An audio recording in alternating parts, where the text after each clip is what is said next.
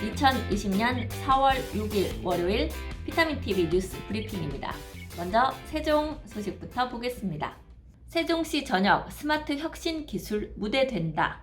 세종시 전역의 국가 미래 성장 동력인 스마트 혁신 기술을 마음껏 펼칠 수 있도록 규제의 벽을 허문다. 세종시는 스마트시티 국가 시범도시 핵심 서비스를 규제의 제약 없이 민간 기업이 혁신 기술과 서비스를 시험해 볼 수 있는 테스트베드 공간으로 활용하기 위해 세종 국가 시범도시 스마트 규제 혁신 지구 지정을 추진한다. 스마트 규제 혁신 지구는 혁신 기술과 서비스의 상용화, 시험 실증을 지원하기 위해 규제 특례를 적용받을 수 있는 지역으로 지난해 11월 스마트 도시법 개정을 통해 올해 2월부터 시행되는 제도다. 스마트 규제 혁신지구로 지정되면 민간이 스마트 혁신 사업 또는 스마트 실증 사업 계획을 신청하고 사업 승인을 받아 최대 6년, 기본 4년 더하기 연장 2년 간 규제의 일괄 해소를 위한 특례를 적용받을 수 있다. 이에 따라 안정성이 검증된 혁신 기술과 서비스 상용화를 위한 스마트 혁신 사업을 시행할 수 있고 안정성에 대한 추가 검증이 필요한 혁신 기술, 서비스의 시험, 실증을 위한 스마트 실증 사업을 시행할 수 있다. 시는 시 전역을 스마트 규제 혁신지구로 지정, 스마트시티 국가 시범도시 핵심 서비스를 사전 실증하고 문제 발굴과 해소를 통해 서비스를 차질 없이 도입한다는 계획이다. 시는 스마트 규제 혁신지구 지정과 함께 지난해부터 추진 중인 규제 샌드박스 활성화 사업 실증 과제와 국가 시범도시 모빌리티 서비스 사전 실증 등 8개의 스마트 실증 사업 계획을 연계 추진할 계획이다. 세종시는 국제 스마트시티 연합의 정회원으로 가입, 최첨단 스마트시티 솔루션을 실증하는 테스트베드로서 입지를 넓혔다. 시는 이번 회원 가입을 계기로 앞으로 국제 스마트시티 연합의 테스트베드로서 회원들의 최첨단 스마트 기술을 실증할 수 있는 환경을 제공해 도시 문제 해결에 활용할 계획이다. 네, 다음은 세계은행 감동시킨 기재부 신참들이라는 기사가 있는데요. 요거 한번 보겠습니다. 한국의 혁신적 코로나19 대응법을 공유해달라. 지난달 25일 기획재정부 앞으로 이메일 한 통이 도착했다. 막타르 디오프 세계은행 부총재가 봉쇄 조치 없이도 코로나19 문제를 해결하고 있는 한국 정부의 정보통신 기술 기반 대응 방법과 경험을 전염병 대응에 취약한 개도국에 공유해달라고 요청하는 내용이었다. 지시가 떨어지자 1997년 국제분야 전문가로 채용된 이대중 개발금융총괄과장이 총대를 잡았다. 미국에서 고등학교와 대학교를 나온 국제인재다. 최대한 신속하게 지침서를 작성하기 위해 이준석, 이현지 개발금융총괄과 수습사무관이 소집됐다. WB는 단순히 자가진단 앱을 비롯한 방역 과정의 정보 기술을 소개해달라고 요청했지만 기재부에서는 이를 포함한 총괄적인 지침서를 만들어 세계에 공유해보자는 아이디어가 나왔다. 두 사무관은 즉각 한국 내 코로나19 확산 현황, 한국의 보건 검역 조치, 한국의 비상경제 대응 조치에 관해 그간 수집해온 자료를 선별해 번역 작업을 진행했다. 이 과장과 사무관들은 한국 정부의 코로나19 대응 특징을 신속성, 3T 조치, 민관 협력과 시민의식으로 요약했다. 시작 하루 만인 이날 밤늦게 완성된 초안 제목은 태클링 코비드19였다. 만들어진 자료가 영문이기에 이 과장은 밤을 꼬박 새우며 검수와 첨삭을 해야 했다. 자료를 발송하고 나니 감동이라는 반응이 되돌아왔다. 김용범 기재부 1차관은 본인 페이스북에 코로나19와 싸우며 우리가 택한 조치는 국제적으로 매우 유용한 자료이며 한국 사례를 올바르게 전달하는 보건 IR이 매우 중요하다고 말했다.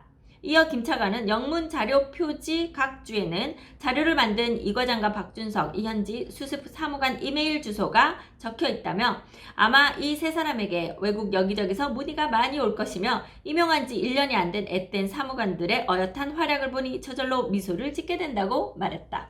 네, 열심히 일하고 계신 기재부 직원들 칭찬드립니다. 네, 다음 대전 동구에 관한 뉴스입니다. 코로나와 거리 두는 대전 동구, 집값 나 홀로 질주. 대전 지역 동구가 혁신도시 유치 기대감 등으로 아파트 매매 가격 상승장을 타고 있다. 5일 한국감정원 주간 아파트 매매 가격 동향에 따르면 지난달 30일 기준 대전 지역 아파트 매매 가격은 0.20% 올랐다. 이는 코로나 여파로 경제 불확실성이 커져 매수 심리가 위축되고 그간 집값 상승세에 따른 피로감이 작용한 것으로 보고 있다. 그동안 대전 아파트 가격을 견인해온 서구는 갈마, 관저동 생활편의시설 인접한 단지 위주로 0.01% 소폭 상승했고 유성구는 0.00%로 보합세를 보였다. 반면 동구의 아파트 매매 가격은 0.67%로 상승폭이 지난주 대비 소폭 올랐다. 혁신도시 유치 기대감과 대전 역세권 개발 4차 공모 등 각종 호재가 영향을 끼친 것으로 보고 있다. 실제 지난달 6일 국가균형발전특별법 개정안이 국회 본회의를 통과하면서 대전시는 대전 역세권을 중심으로 혁신도시 지정을 위한 절차를 밟고 있다. 혁신도시가 지정되면 수도권 이전 공공기관들이 입주해 신규 일자리 창출의 효과 등을 불러일으켜 원도심 활성화의 신호탄이 될 것으로 전망되고 있다. 이와 함께 대전시와 코레일은 최근 대전 역세권 개발 사업자 4차 공모에 돌입했다. 동구 일대에서 재개발 재건축 등 도시정비 사업도 활발히 진행되면서 개발 기대감을 높이고 있다.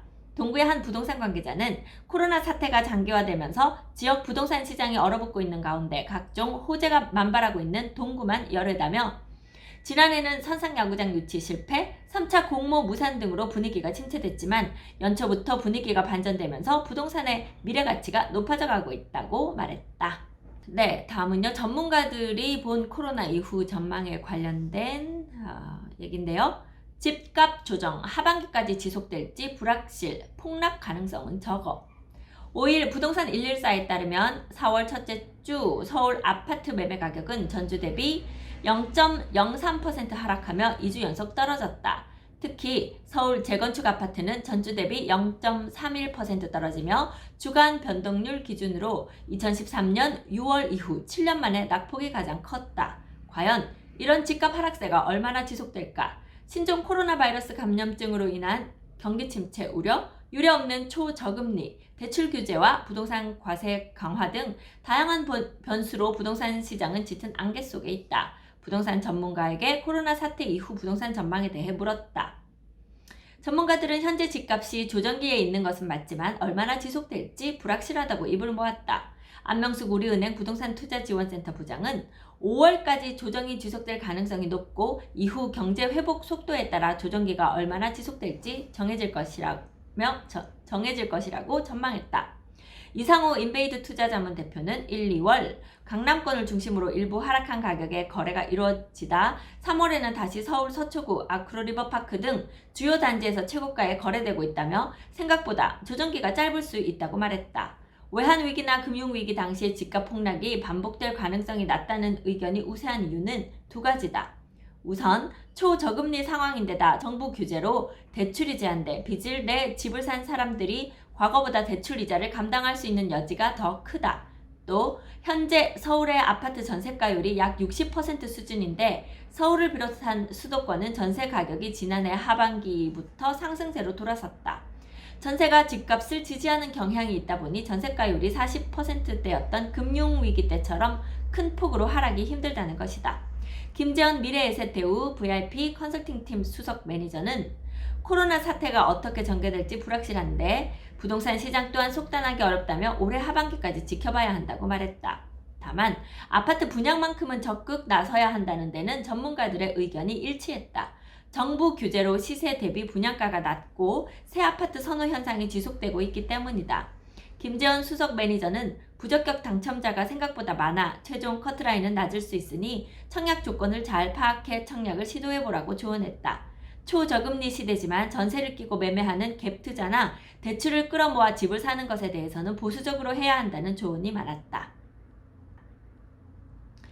네, 수익형 부동산에 대한 이야기도 있는데 이제 여기까지 일단 소개해드리겠습니다. 네, 가계 신용대출 만기 연장 이자 유예. 정부가 코로나19 피해 지원을 위해 가계대출에 대해서도 대출 만기 연장과 이자 상환 유예 혜택을 제공하는 방안을 추진한다. 코로나19 경제 충격이 가계로 번져 신용불량자가 양산될 경우 금융기관 건전성 문제도 커질 수 있다는 우려에서 선제적으로 대응하기 위한 것이다. 정부는 일정 조건을 충족한 취약 가계대출에 대해 만기 연장, 이자 상환 유예를 시행하는 한편 단기 연체나 연체 직전 가계대출에 대해서는 프리워크아웃 등 채무 조정을 확대 적용한다는 계획이다. 지금까지 코로나19 금융 지원은 개인 사업자와 법인 등에 대한 대출을 중심으로 집행해왔다. 코로나19 사태로 인해 직접적인 피해를 입은 소상공인과 중소기업 등에 대한 지원이 우선시됐기 때문이다. 하지만 코로나19 충격 여파가 가계로 번지고 있다는 분석이 나오면서 지원 범위를 기업 대출에서 가계 대출로 넓혀야 한다는 주장이 제기된 것으로 전해졌다. 실제로 가계 대출이 최근 들어 빠른 속도로 늘어나고 있는 것으로 파악됐다. 정부는 은행과 저축은행 등의 취약가계 신용대출에 대해 만기 연장과 이자 상환 유예 프로그램을 적용하는 방안을 추진하고 있다. 카드, 캐피털사의 현금 서비스, 카드론 등도 대상에 포함될 것으로 보인다. 또한 자금 상황이 악화돼 연체가 발생했거나 연체가 발생하기 직전인 가계대출 차주를 대상으로 프리워크아웃을 선제적으로 적용하는 방안도 추진하고 있다. 프리워크아웃은 단기 연체자 채무를 신용회복위원회와 채권금융회사 간 협의를 거쳐 조정해주는 제도다. 네, 모두들 힘든 지금 시기를 지나가고 있습니다. 다 힘내시고 버티시고 또 이 코로나 전국이 끝나고 다시 좋은 경제 상황으로 돌아가기를 기다리면서 우리 힘내봅시다. 오늘 비타민TV 뉴스 브리핑 여기까지입니다. 저는 미스터 홈즈 세종센터 박다영이었습니다.